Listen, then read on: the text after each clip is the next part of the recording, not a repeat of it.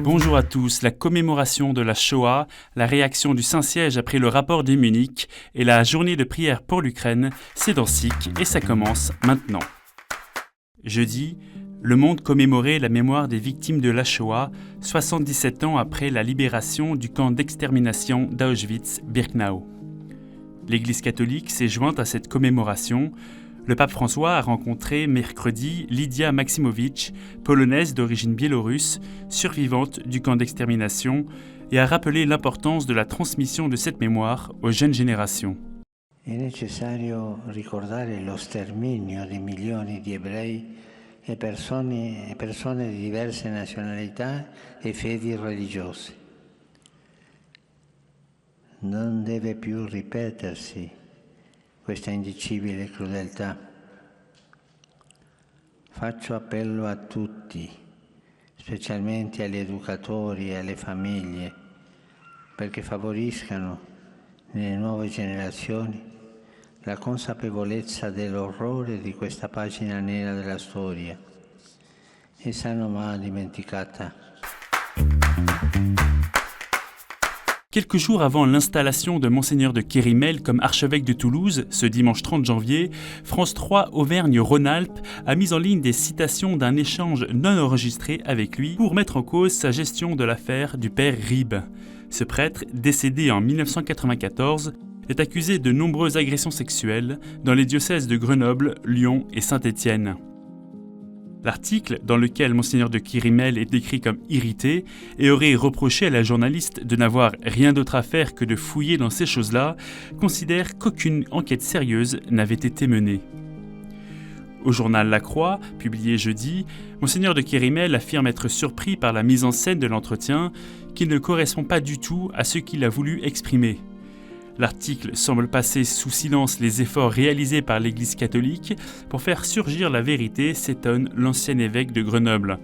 Il rappelle que la pédocriminalité est un mal injustifiable.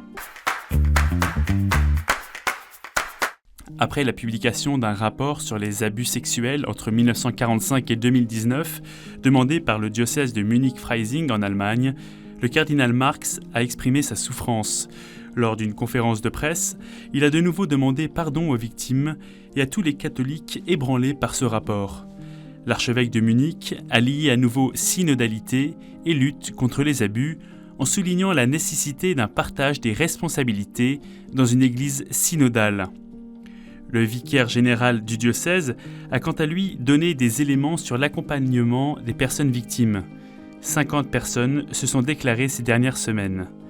Du côté du Saint-Siège, Andrea Tornielli a réagi à la mise en cause de Benoît XVI, archevêque de ce diocèse entre 1977 et 1982, dans la gestion de 4 affaires. Le directeur éditorial du Dicaster pour la communication a rappelé combien le cardinal Ratzinger a combattu ce phénomène en tant que préfet de la Congrégation pour la doctrine de la foi. Et une fois pape, il a promulgué des réglementations extrêmement sévères contre les clercs auteurs d'abus. C'est Benoît XVI même, contre l'avis de nombreux Ratzingeriens autoproclamés, qui, au milieu de la tempête de scandales en Irlande et en Allemagne, a proposé le visage d'une église pénitente qui s'humilie en demandant pardon, qui ressent la consternation, le remords, la douleur, la compassion et la proximité, écrit Andrea Tornielli. Ce mercredi 26 janvier, une journée de prière pour la paix en Ukraine a été organisée dans le monde entier. Dimanche, le pape avait lancé cet appel en raison des graves tensions à l'est du pays. Ce marathon de prière mondiale a commencé en Ukraine avec une prière dans la basilique gréco-catholique de la Mère de Dieu à Zarvanitsia.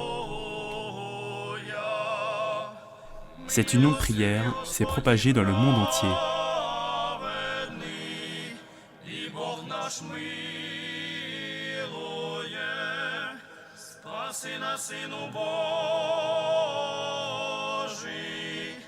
Що хрестився в Йордані, від Івана співаємо тобі. Алілуя, алілуя,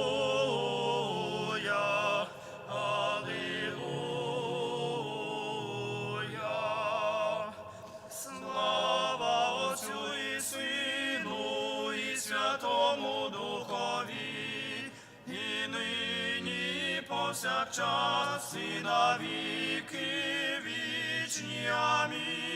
À Rome, à la basilique de Santa Maria in Trastevere, la communauté Sant'Egidio a proposé une prière spéciale pour l'Ukraine, présidée par Monseigneur Gallagher, secrétaire du Saint-Siège pour les relations avec les États.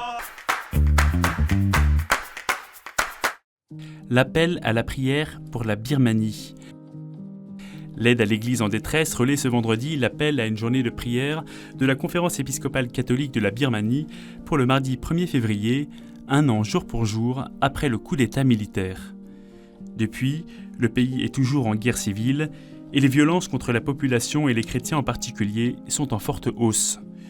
Une guerre civile qui a causé 1700 morts et la fuite de plus de 400 000 personnes, avec un épisode dramatique le 24 décembre dernier et l'assassinat d'une quarantaine de fidèles par la junte militaire dans l'état majoritairement chrétien du Kaya, à l'est du pays.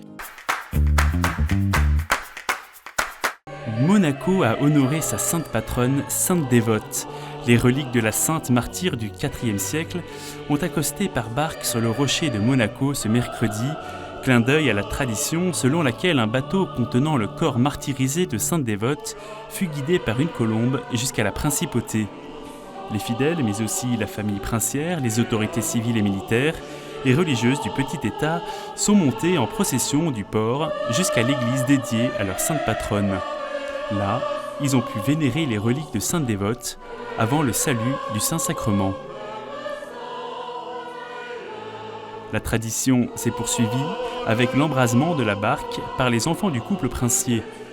Cette piété populaire constitue l'âme de Monaco et a été suivie par une foule nombreuse.